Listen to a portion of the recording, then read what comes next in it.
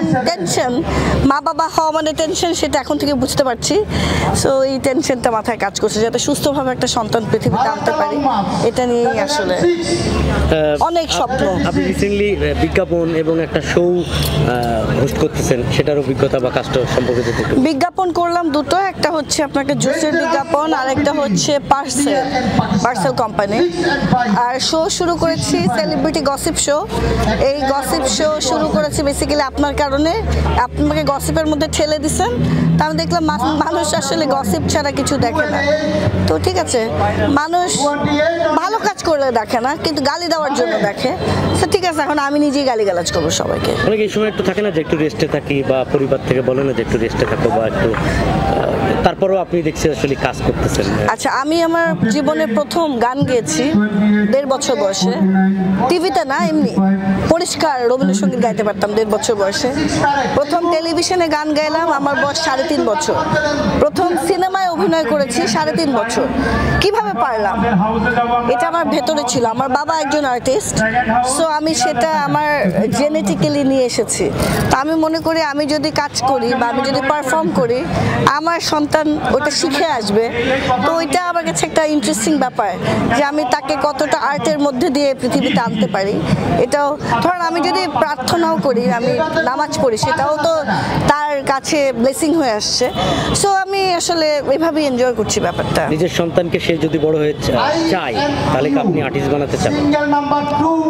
আমার সন্তান তো এখনো আসেনি পৃথিবীতে, তবে আসলে সে যেটা হতে চাইবে সেটাই আমি তাকে হতে সাহায্য করব। তবে আর্ট একটা অনেক বড় বিষয়, আমি তাকে আর্টের শিক্ষা দিব, তারপর সে মানে আমি তাকে সব ধরনের শিক্ষাই দিব, কিন্তু তার মধ্যে শিল্পবোধ ব্যাপারটাও থাকা জরুরি। সবই দিব, তারপর সে চুজ করবে সে কি হতে চায়। আপনি রিসেন্টলি একটা ব্যবসা প্রতিষ্ঠান খুলছেন, সেইটা কেমন যাচ্ছে? আমি রিসেন্টলি ট্রুগ্যানিক নামে একটা হার্বাল অর্গ্যানিক ফুডের ব্যবসা শুরু করেছি, সেটা মোটামুটি ভালো যাচ্ছে। তাছাড়াও আমার একটা স্কুল আছে, আমার বাবার স্কুলটাকে আমি ফাউন্ডেশন বানাবো, ওটা চলছে, ভালোই যাচ্ছে। তাছাড়া আমি প্রপার্টি ডেভেলপার, সেটাও ভালো যাচ্ছে। তাছাড়াও আমার আরও ছোটোখাটো কিছু ব্যবসা আছে যেগুলোর কথা আমি বলিনি কাউকে কখনো, but my husband is a businessman and তার একমাত্র অর্ধাঙ্গী হওয়ার কারণে তাকে আমার সাহায্য করতে হয়। সো ভালোই যাচ্ছে আলহামদুলিল্লাহ। এই যে হঠাৎ করে একটু ফুডের বিজনেস থাকে না, অর্গানিক ফুড, আপনি হয়তো আমাদের দেশে যেহেতু নানান ভেজাল খাবারের মধ্যে পাওয়া যায়, অনেকে তো ড্রেসের ব্যবসাও করে বা কসমেটিক্স, অনেক আর্টিস্ট, আপনি ফুডটাকে আসলে কোন সেন্স থেকে নিলেন?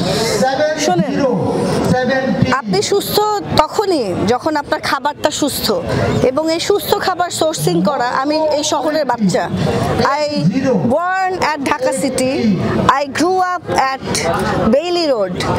বাংলাদেশের সবচেয়ে ঢাকা শহরের সবচেয়ে ব্যস্ততম এলাকায় আমার বেড়ে ওঠা। সো আমি তো সবার আগে অর্গ্যানিক ফুডের থেকে দূরে চলে গিয়েছি। আমি তো মাটির কাছে বড় হতে পারিনি।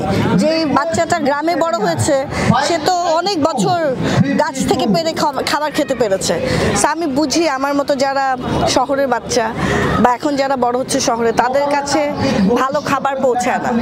সো আপনি যদি সুস্থ থাকতে চান, আপনার খাবার ভালো খেতে হবে। আপনি যদি সুস্থ চিন্তা করতে চান, তাও আপনার খাবারটা ভালো হতে হবে। তো এটা একটা আমার কাছে মনে হচ্ছে খুবই গুরুত্বপূর্ণ কাজ, এবং মানুষকে এটা নিয়ে অ্যাওয়্যার করা যে আপনার ভালো খাওয়া উচিত, এটাও আসলে একটা গুরুত্বপূর্ণ কাজ। কারণ আপনি সারা জীবন কষ্ট করে টাকা ইনকাম করবেন, একটু টাকা জমবে, তারপর আপনার টাকা খরচ হতে থাকবে ডাক্তারের পেছনে, তাহলে আপনি বৃদ্ধ বয়সে কিভাবে চলবেন? হাত পেতে? তো এটা তো হতে দেওয়া যায় না। তো আমি মনে করলাম এটা একটা আমার দায়িত্ববোধ, সবাইকে ভালো খাবার প্রোভাইড করা, এই কারণে আমি খাবার রিলেটেড ব্যবসা শুরু করেছি।